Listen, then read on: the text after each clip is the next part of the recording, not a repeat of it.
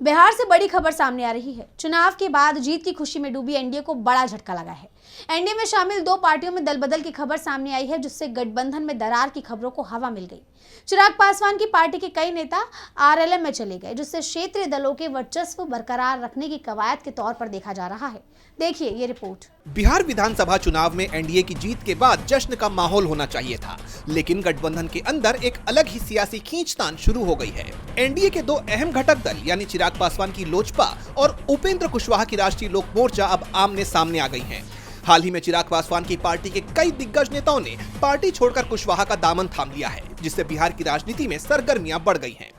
चिराग पासवान की पार्टी के नेताओं का पार्टी से मोहभंग होना चौंकाने वाला है, क्योंकि बिहार चुनाव में लोजपा का स्ट्राइक रेट अच्छा रहा था। उपेंद्र कुशवाहा ने एलजेपीआर के चर्चित चेहरे और पूर्व वरिष्ठ उपाध्यक्ष एके वाजपेयी समेत कई दिग्गज नेताओं को पार्टी की सदस्यता दिलाई।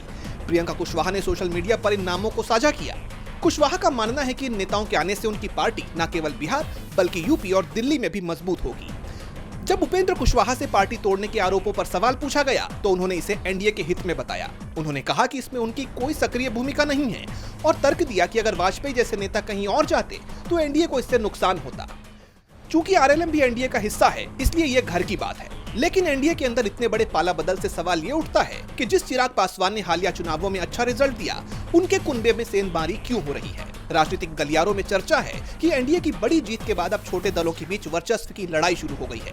भले ही एनडीए में कोई नेता इसे लेकर खुलकर कुछ भी बोलने को तैयार नहीं है, लेकिन राजनीतिक जानकारी से एनडीए के अंदर कुछ बड़ा होने का संकेत बता रहे हैं।